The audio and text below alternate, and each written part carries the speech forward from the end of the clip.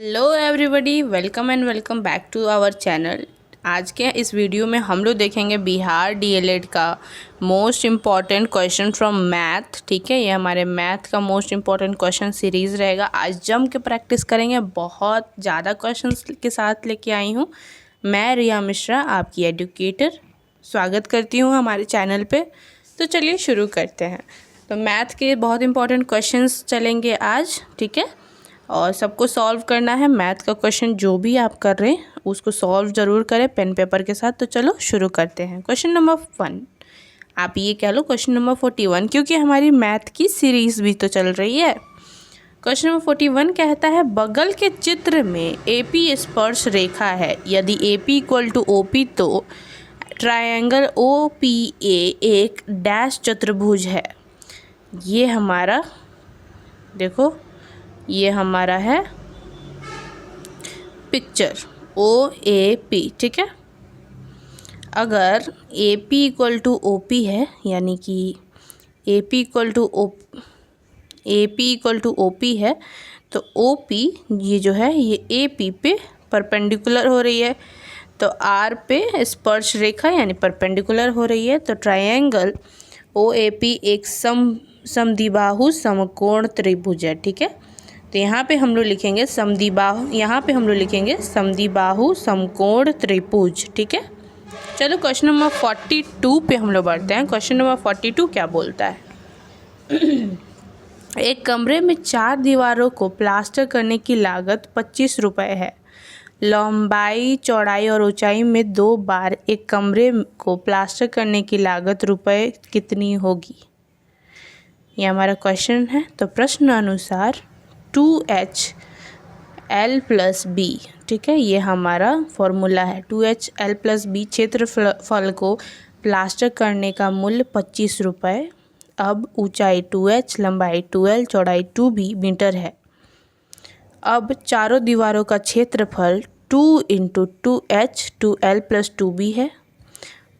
तो 4 को करेंगे हम लोग 2H से, L+B बनेगा। यहाँ पे 2 कॉमन होके कटेगा, 2 × 2 4 बनेगा, इंटू 2H यहाँ का ऐसे ही रह जाएगा। फिर यहाँ L+B होगा, क्योंकि 2 कॉमन के साथ हमारा 4 आया है, ठीक है। अब नई लागत 4 × 25 हुई, तो हमारी 100 रुपये आंसर होगा। आंसर हमारा 100 रुपये हो जाएगा, ठीक है। वीडियो पसंद आई हो तो ज़रूर से ज़रूर लाइक, शेयर, कमेंट कीजिएगा, ठीक है। चलो हम लोग नेक्स्ट क्वेश्चन देखते हैं। नेक्स्ट क्वेश्चन हमारा 43 नंबर कहता है, एक समांतर चतुर्भुज का क्षेत्रफल 70 डेमीटर स्क्वायर है और उसका ऊंचाई 7 डेमीटर है। तो उसकी आधार पर खड़े समान क्षेत्र को आयत का परिधि क्या होगा? ठीक है, समांतर चतुर्भुज का आधार क्षेत्रफल बटा ऊंचाई होता है। फॉर्मूला हमारा इम्पॉर्टेंट है, ठीक है। हमारा 70/7 होगा, तो 70 और 7 से कटेगा तो हमारा 10, 7 10 जा 70 आता है। तो 10 डेसीमीटर होगा, डेसी इंटू मीटर, ठीक है। समान क्षेत्रफल के आयत का परिमाप हम लोग देखेंगे, तो 2 × L+B करेंगे, तो 2 × 10 + 7, 10 + 7 हमारा 17 हुआ। तो 2 × 17 करेंगे, तो 2 7 जा 14, 2 1 जा 2 का 3, 34 डेसीमीटर हमारा सही आंसर हो जाएगा, ठीक है। 43 नंबर क्वेश्चन का डेसीमीटर 34 हो जाएगा। चलिए क्वेश्चन नंबर 44 पे हम लोग बढ़ते हैं। क्वेश्चन नंबर 44 कहता है, कागज़ पर बने बारीक बिंदु या समतल पर स्थिति स्थान को क्या कहते हैं? कागज़ पर या किसी समतल पर स्थित बारीक डॉट को बिंदु कहते हैं, ठीक है। बिंदु की यहाँ परिभाषा कही गई है कि कागज़ पर या किसी समतल पर स्थित बारीक, ये देखो, ठीक है, ये सारी चीज़ों को डॉट यानी कि बिंदु कहते हैं। बिंदु में लंबाई, चौड़ाई तथा ऊंचाई नहीं होती। ये देखो, ये जो रेड कलर से हम कर रहे हैं, इसमें ना ही लंबाई, ना ही चौड़ाई, ना ही ऊंचाई है, बस एक बिंदु है, ठीक है। चलिए, बहुत सारे बिंदु मिला के हमारा सर्कल बनता है, आपको पता ही होना चाहिए। सर्कल हमारे पॉइंट्स को मिला के बनते हैं, ठीक है। मैथ्स का क्वेश्चन था ये। चलिए क्वेश्चन नंबर 45 हमारा पूछता है, 5 संख्याओं का माध्य 18 है यदि एक संख्या हटा दी जाए तो माध्य 16 है, हटाई गई संख्या क्या होगा। ठीक है, यहाँ हटाई गई संख्या पूछ रहा है, तो हटाई गई संख्या का निकालने के लिए हम लोग करेंगे 18 को 5 से मल्टीप्लाई, फिर माइनस करेंगे 16 को 4 से मल्टीप्लाई। ठीक है, तो 18 5 जा 90 और 16 4 जा 64, तो 90 में हम लोग करेंगे माइनस 64, तो हमारा आ जाएगा 26। ठीक है, ये हमारा आंसर हो जाएगा। चलिए क्वेश्चन नंबर 46 क्या पूछता है, निम्नलिखित में से अपरिमेय नहीं है। ठीक है, डायरेक्ट हम लोग ऑप्शन पे आते हैं। यहाँ √25 है। ठीक है, तो देखो यहाँ पे √25 में लिख देती हूँ, ये √25 है। ठीक है, तो √25 क्या होता है, 5 × 5, √5 × 5 हमारा रूट निकलेगा तो 5 बचेगा। ठीक है, तो √25 अपरिमेय संख्या नहीं है। ठीक है, चलिए 47 नंबर क्वेश्चन हमारा पूछता है, किसी वितरण का बहुलक तथा माध्यक का अनुपात 6:5 है, तो माध्य तथा माध्यक का अनुपात क्या होगा। ठीक है, क्वेश्चन नंबर 47 हमारा ये है। इसका आंसर होगा, माना कि बहुलक संख्या, देखो यहाँ 6:5 था, तो रेशियो को हटाने के लिए 6x और 5x लिया गया है। माना कि बहुलक संख्या 6x तथा माध्यिका संख्या 5x है, तो बहुलक 3 × माध्यक। ठीक है, ये देखो बहुलक का फॉर्मूला, इसको अच्छे से मतलब लिख देना, बहुलक = 3 × माध्यिका माइनस 2 × माध्य होता है। ये फॉर्मूला आपको पता होना चाहिए, लिख लेना इम्पोर्टेंट है। तो 6x = 3 × 5x माइनस 2x × माध्य निकालेंगे, तो 2x × माध्य करेंगे, 2 × माध्य करेंगे तो 9x हमारा यहाँ से आ गया। तो माध्य में 9x/2 करें यहाँ पे, ये हमारा आया। फिर अब माध्य माध्यिका यानी 9x/2/5x। ठीक है, तो 2 से यहाँ 5 10 हुआ और 9:10। ठीक है, क्योंकि हम लोग x को 6:5 को हम लोग x किए थे, x हटेगा तो हमारा रेशियो फिर आ जाएगा 9:10 हमारा आंसर हो जाएगा। ठीक है, आई होप आप लोगों को हमारी मैथमेटिक्स की क्लास समझ में आ रही होगी, और अगर वीडियो की पसंद आ रही है आप लोगों को तो हमारा चैनल को सब्सक्राइब और कमेंट ज़रूर कीजिएगा। ठीक है, चलिए क्वेश्चन नंबर 46 पे हम लोग बढ़ते हैं। क्वेश्चन नंबर 46 पूछता है, निम्न में किसका माध्य माध्यक तथा बहुलक का मान्य सामान्य है। यानी यहाँ पे सामान्य पूछ रहा है, माध्य माध्यक तथा बहुलक का कौन सा सामान्य है। माध्य = माध्यिका = बहुलक हमारा 3 लिखा गया है, 1 3 3 3 3 5 में, ये हमारा ऑप्शन था, इस ऑप्शन को उठाया गया है। तो बहुलक हमारा 3 है, यानी कि सबसे ज़्यादा हमारा 3 आया है, तो बहुलक सर्वाधिक बार आया है वो हमारा 3 होगा। देखो यहाँ पे देखो क्वेश्चन में 3 कितने बार, 3 बार आया है, सबसे ज़्यादा 3 आया है, तो बहुलक हमारा 3 होगा। ठीक है, तो माध्य हमारी सारी चीज़ों को 1 + 3 + 3 + 5/5 करेंगे तो हमारा 3 ही आंसर आएगा। ठीक है, गुणा भागा करने के बाद माध्यिका n+1/2 होता है, फॉर्मूला आपको पता होना चाहिए। तो हमारा 6/2, तो 2 से 6 काटेंगे 3 आंसर आएगा, तो हमारा माध्यिका भी 3 हो जाएगा। ठीक है, तो हमारा ये प्रूफ हो गया कि हमारा माध्य प्लस माध्यिका प्लस बहुलक 3 होगा। ठीक है, ये आंसर हमारा प्रूव हो गया। चलिए क्वेश्चन नंबर 49 पे हम लोग बढ़ते हैं। क्वेश्चन नंबर 49 बोलता है, 7 sin² θ + 3 cos² θ = 4 है, तो tan θ का मान्य क्या होगा। यहाँ tan θ का मान्य पूछ रहा है और sin² θ और cos² θ दिया गया है। 7 sin² θ + cos² θ 4 है, 4 sin² θ + 3 sin² θ + cos² θ = 4। ठीक है, यहाँ पे उसको एक्सटेंड करा गया है। ठीक है, तो 4 sin θ × 3 × 1 sin² θ + cos² θ = 1 होता है। देखिए यहाँ पे sin² θ + cos² θ 1 होता है, तो 1 करेंगे तो 3 का मल्टीप्लाई हमारा 1 होगा = 4। तो sin² θ = 1/4। देखो साइन थीटा 1/2 यानी 1/2 साइन का थीटा कौन से डिग्री में आता है, तो 30 डिग्री में हमारा साइन थीटा 1/2 होता है। तो थीटा हमारा 30 डिग्री हुआ, तो इसीलिए हमारा 1/2 आया। तो tan theta equal to 30 degree.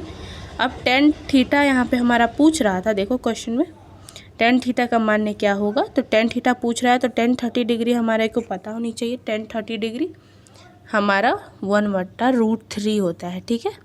और टेन 45 डिग्री √1 होता है, ठीक है। ये हमको ट्रिग्नोमेट्री के फॉर्मूला पता होने चाहिए। अगर आप मैथ के स्पेशली सारे फॉर्मूला चाहते हैं तो कमेंट में ज़रूर लिखना, हम लोग प्रोवाइड करेंगे नेक्स्ट वीडियो में वहीं, ठीक है। चलिए नेक्स्ट क्वेश्चन पे बढ़ते हैं। नेक्स्ट क्वेश्चन हमारा बोलता है sine 4 theta minus sine square theta क्या होगा। तो sine 4 theta minus sine square theta equal to sine square theta, sine square theta minus 1, ठीक है। तो 1 प्लस सेक स्क्वायर थीटा को हम लोग एक्सटेंड करते हैं, तो 1 plus 1 plus ten square theta आता है। तो यहाँ पे वहीं आया है। और सेक स्क्वायर थीटा माइनस 1 हमारा टेन स्क्वायर थीटा रहता है। देखो अगर आपको ये फॉर्मूला नहीं पता होगा तो आपसे ये क्वेश्चन नहीं बनेगा, ठीक है। तो फॉर्मूला आपको पता होना चाहिए, ठीक है। तो फॉर्मूला के वीडियो जाते हो तो मेरे को बता देना, उसी हिसाब से हम लोग वीडियो लाएंगे।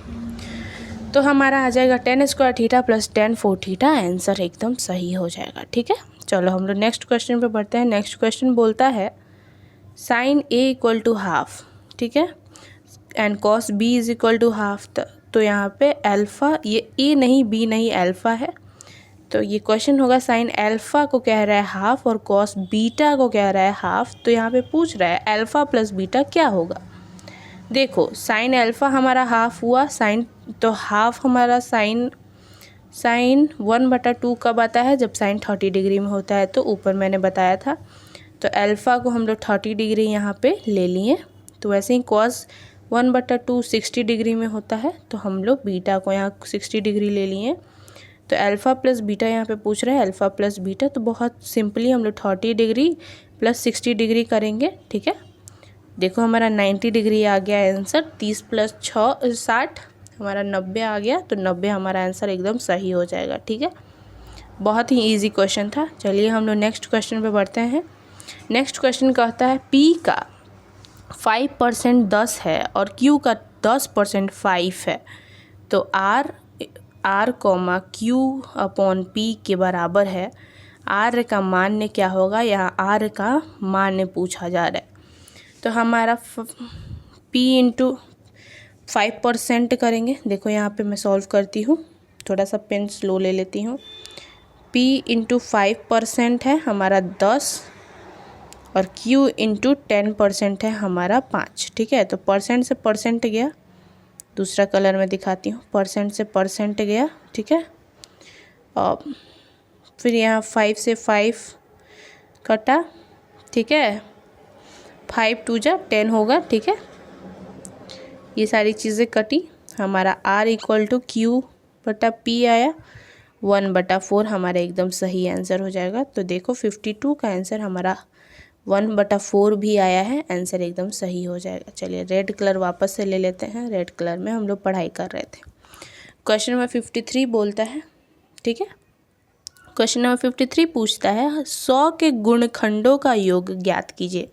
यहाँ 100 का गुणखंडों का योग पूछा जा रहा है। हमें पता है कि 100 का गुणखंडों का योग 217 हमेशा होता है।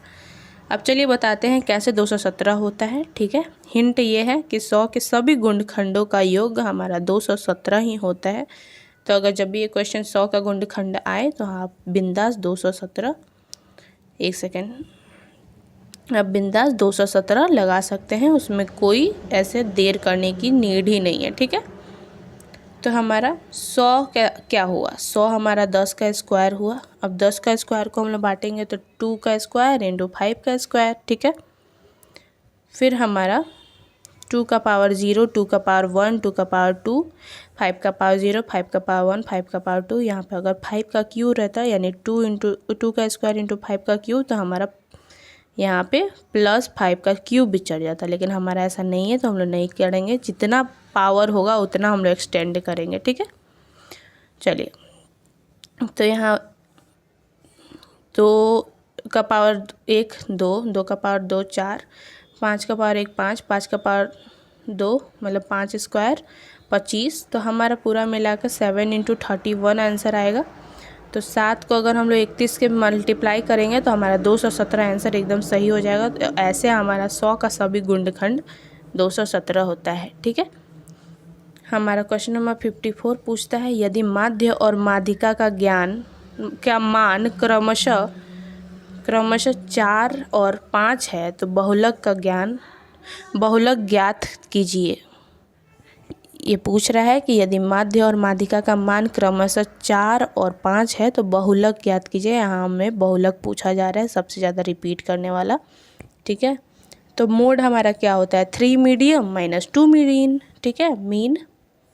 तो यहाँ मोड हमारा पूछा जा रहा है तो 3 मीडियम माइनस 2 मीन करेंगे, तो यानी 3 × 5 माइनस 2 × 4, तो हमारा 15 माइनस 8 आ जाएगा। 15 में से 8 गया तो 7 आंसर एकदम हमारा सही हो जाएगा। ऐसे हमारा ऑप्शन 7 आंसर हो जाएगा। ठीक है।